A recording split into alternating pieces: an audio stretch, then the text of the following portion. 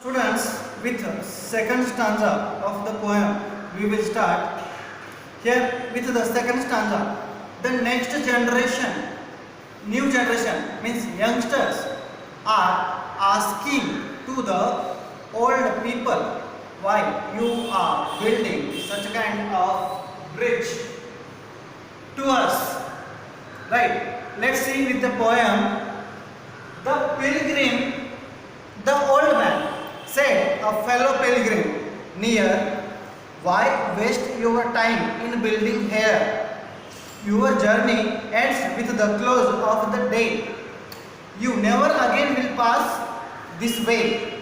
You have crossed the chasm deep and wide. Why build here at eventide? Right. The new generation, as I told you before, he is asking to the old pilgrim why he is wasting his time. He has already crossed the chasm. But to the another one side, after reaching there, he is trying to solve the problem what he faced. And why he is thinking whoever is passing from the same route, they will not face the same problem. That's what he is trying to build the things. But the new generations like us, they are asking such kind of questions to them. Why wasting your time? This is your last time of your life. So you will not and you will never come again back. Maybe you will go somewhere else, right? Wherever you go. This is not the route. This is not the path where there is a hope that you will come back again. So why do you waste your timing? Just go forward and forward.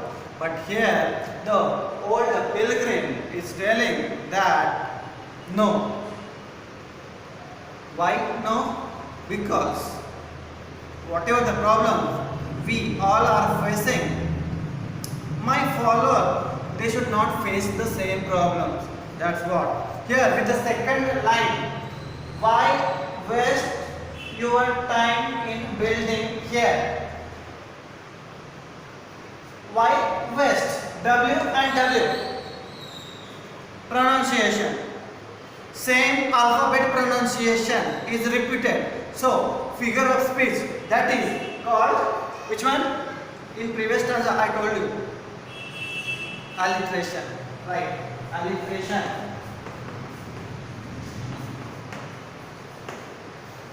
And if same meaning words are included in the same line, that is called which figure of speech?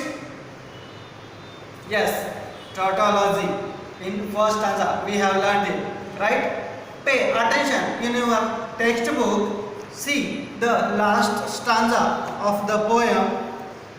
The pilgrim raised his old grey head. The pilgrim raised his old grey head. Old grey head, obviously he is old. He is on the way.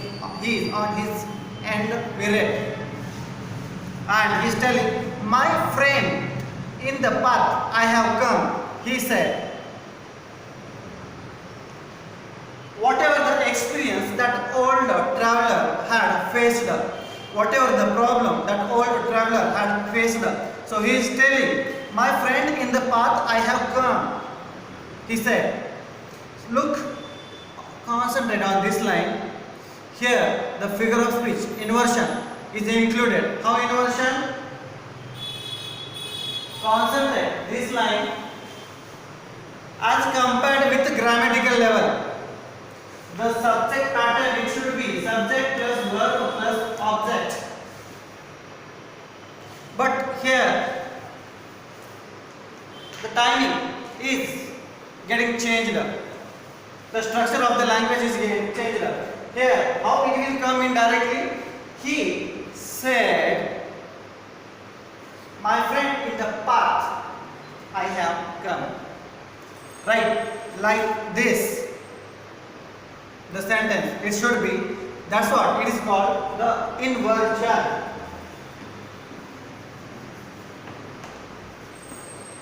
If grammatically it is changed, That is called the figure of speech inversion.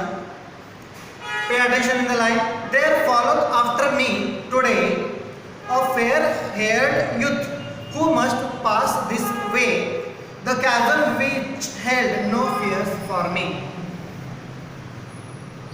My friend, in the path I have come, as I am experienced person, as I have seen too many things in my life, so the next generation should not face the same things.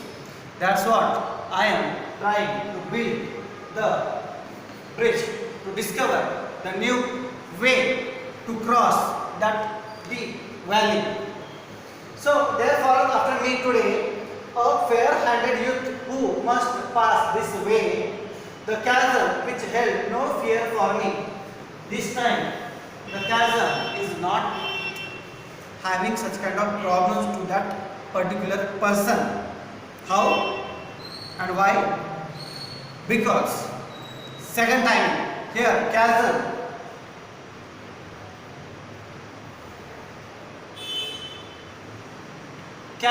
held no fear for me. Now a chasm, as I told it before, right? What is the meaning of it? Right? Ravine.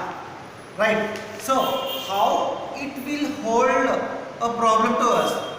No. Chasm, it is a non-living thing.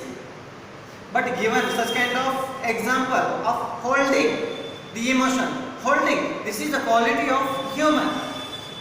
But here the chasm is held no held. Fear. It means here personification. If the non-living things is having the quality of human being, that figure of speech is called personification. To the fair-haired youth may a pitfall be